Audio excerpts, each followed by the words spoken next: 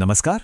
चलिए आज मानव इतिहास की एक ऐसी हैरत अंगेज रचना को समझते हैं जिसे बनाना कह सकते हैं लगभग नामुमकिन सा लगता है।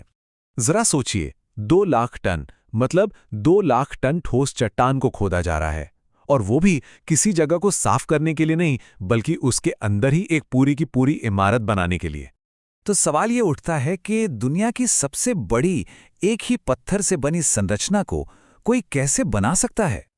ये वो सवाल है जिसने सदियों से इतिहासकारों और इंजीनियरों को उलझा रखा है, क्योंकि इसका जवाब हमारी आम सोच से बिल्कुल परे है। और यहीं पर सबसे बड़ी और जरूरी बात सामने आती है। एलोरा का कैलाश मंदिर बनाया नहीं गया था।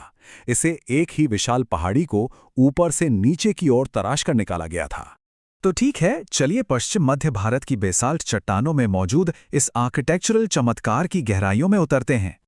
अब जो बात इसे सच में असाधारण बनाती है वो ये है कि ये पूरा मंदिर, इसके सारे हॉल, खंभे और मूर्तियां सब कुछ एक ही चट्टान का हिस्सा है।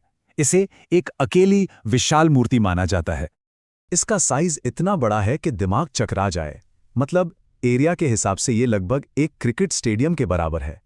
और ये सब कुछ अविश्वसनीय बारीकी के साथ तराशा गया है। तो आखिर इतने बड़े और मुश्किल प्रोजेक्ट के पीछे कौन था? एक ऐसी रचना जो इतनी शानदार थी कि कहते हैं देवता भी उसे देखकर हैरान रह गए थे। इस कमाल की रचना का श्रेय जाता है राष्ट्रकूट वंश के राजाओं को। ये एक शक्तिशाली राजवंश था जिन्होंने अपनी भक्ति से इस विशाल सपने को हकीकत में बदल दिया और इतिहास पर एक ऐसी छाप छोड़ी जिसे मिटाया नहीं जा सकता।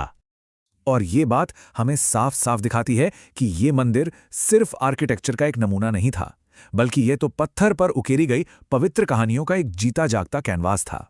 रामायण और महाभारत के दृश्य यहाँ पत्थरों में जान फूंक देते हैं। और ये हमें इसके सबसे बड़े इंजीनियरिंग चमत्कार तक ले आता है, वो क्रांतिकारी तरीका जिससे इस मंदिर को बनाया गया। देखिए, इसे बनाने वाले कारीगरों ने जमीन से ऊपर की ओर कुछ नहीं जोड़ा। उन्होंने तो सीधा आसमान से शुरुआत की और पहाड़ को ऊपर से नीचे की तरफ तराशते चले गए। ये तुलना हमें बताती है कि इसमें कितना असाधारण हुनर लगा होगा।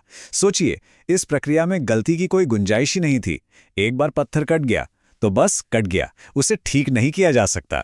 लेकिन बनाने के इस तरीके को समझने के बाद भी कुछ बहुत बड़े सवाल हैं जो आज भी एक पहेली बने हुए हैं। शायद ये सबसे बड़ा रहस्य है। जो 2 लाख टन पत्थर यहां से निकाला गया, उसका मलबा या कोई भी निशान आज तक आसपास कहीं नहीं मिला है। आखिर वो गया कहां? और हां, ये भी एक सवाल है कि किन औजारों से इतनी सटीकता और इतने बड़े पैमाने पर काम किया गया होगा। माना कि छेनी और हथौड़ों का इस्तेमाल हुआ, लेकिन जिस रफ्तार और खूबसूरती से ये काम हुआ है वो बताता है कि उनके पास कोई ऐसी तकनीक थी जो अब समय के साथ कहीं खो गई है। सबूत तो यही बताते हैं कि ये किसी एक व्यक्ति का प्रोजेक्ट नहीं था, बल्कि एक मिशन था जो कई पीढ़ियों तक चला। कारीगरों ने अपना हुनर अपने बच्चों को सिखाया और उन्होंने इस काम को आगे बढ़ाया। इस मंदिर को बनाने में जो मेहनत और कला लगी वो इतनी अविश्वसनीय है कि कुछ लोग तो ये भी कहने लगते हैं कि इसे इंसानों ने नहीं बनाया। लेकिन विशेषज्ञ कहते हैं कि इसका श्रेय किसी अलौकिक शक्ति को देना उन महान कारीगरों के साथ सरासर नाइंसाफी है जिन्होंने असल में इस चमत्कार को कर दिखाया। सच्चाई तो इससे कहीं ज्यादा गहरी और शानदार है। ये मंदिर भारतीय कारीगरों के हजारों साल के हुनर, उनकी कला और उनकी कल्पना की उड़ान का एक जीता जागता सबूत है। असली सुपर पावर तो इंसानी दिमाग और मेहनत ही है। अंत में कैलाश मंदिर सिर्फ पत्थर का एक स्मारक नहीं है।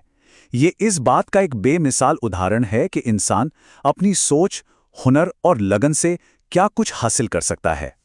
और ये हमें सोचने पर मजबूर करता है कि हमारे इतिहास में ज्ञान और कला की ऐसी और कितनी ही अनमोल धरोहरें होंगी जो समय के साथ कहीं खो गई हैं और जिन्हें हम आज भी पूरी तरह से समझ नहीं पाए हैं।